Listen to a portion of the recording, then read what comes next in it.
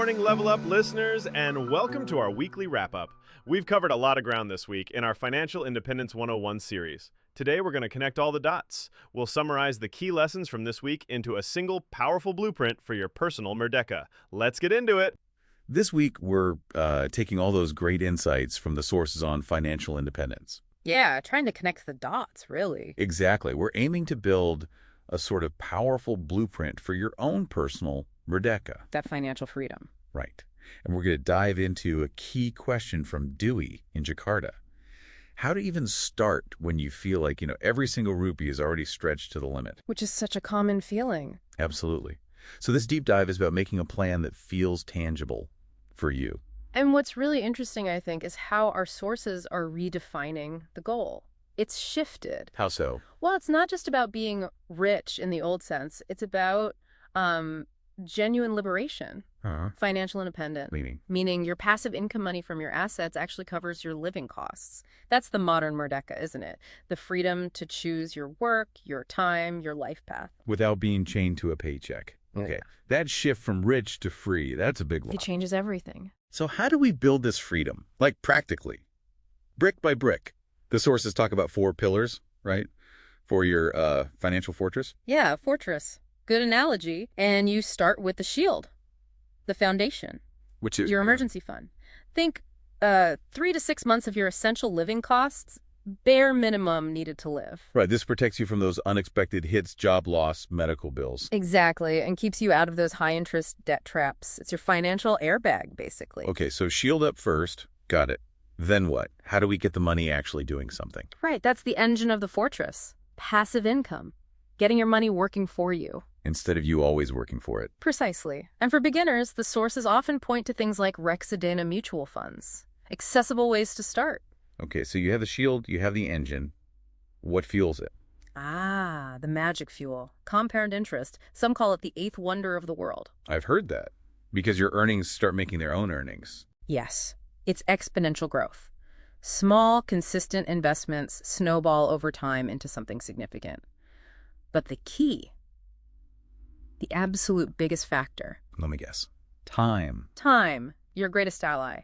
Starting early makes a massive difference. Makes sense. But, all the best strategies, they don't work without the right mindset, do they? Definitely not. That's the 4th piece, maybe the most fundamental, the operating system, an abundance mindset. Seeing opportunity instead of just limits, the opposite of scarcity thinking. Exactly. And the story of Arlie Kurnia is just incredible here, facing our $400 million in debt? Yeah, staggering. And building success from that. Through discipline and that sheer belief in creating opportunity, it shows it's not just theory. Powerful example. Okay, let's pivot to Dewey's question from Jakarta, because it hits home for so many. The sandwich generation struggle. Right. How can I possibly build an emergency fund or invest when I feel like every rupee is already spoken for? Taking care of kids and parents, it can feel impossible. It really can feel overwhelming. But the sources give us some concrete steps. First, maybe counterintuitively, is reframing the initial goal. Okay. You don't need to find a fortune overnight. The very first goal is simply to become an investor. Psychologically cross that line. How small are we talking? Just RP 100,000. Seriously. Investing that tiny amount, maybe in a mutual fund. It's not about the RP 100,000 itself. It's about the act, breaking the inertia, proving to yourself you can. Exactly. It breaks that mental barrier. Okay, so you commit to starting small, but where does even that RP 100,000 come from? Ah, the money hunt. Yeah, track every single rupiah for a month, every coffee, every snack, every subscription. You'll likely find leaks. It's often shocking what you find, isn't it? Those small, everyday things add up. They really do. Finding RP 100,000 or RP 200,000 a month is often quite achievable. Once you see where it's going, then you redirect it. Okay, find the leaks. What else? Especially for the sandwich generation pressure. Create a separate stream, what some call a freedom fund, a side hustle. Like freelance work, selling crafts, an online thing. Exactly. And here's the key. 100% of the profit from that goes directly into your emergency fund or investments. Mentally separate it. So it doesn't get absorbed by daily expenses or family obligations. It's ring-fenced for your freedom fund. Precisely. And underlying all this, activate that abundance mindset. Shift the question. Not, I don't have enough, but how can I create enough? Like Arlie Kurnia. Focus on creating on solutions, not just the constraints. So, wrapping this up then, financial freedom. It's not like winning the lottery.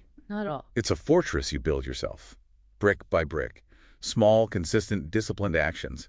It's a kind of modern Perwangan, a struggle. A personal struggle for freedom. And you have more control than you might think. So the challenge for you this week, just pick one thing, one lesson from this deep dive. Just one action. Calculate your emergency fund target. Or open that investment account with just RP 100,000. Maybe even start a gratitude journal to foster that abundance mindset. Just one step. And maybe the final thought is this: claiming your own merdeka, your financial independence. Yeah.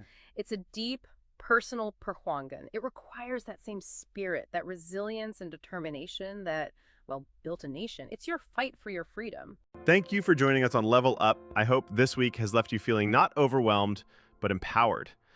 Join us next week as we dive into a new theme, mastering your mind. We'll explore the psychology of success, overcoming procrastination, and building unstoppable habits. Until then, stay strong and keep leveling up.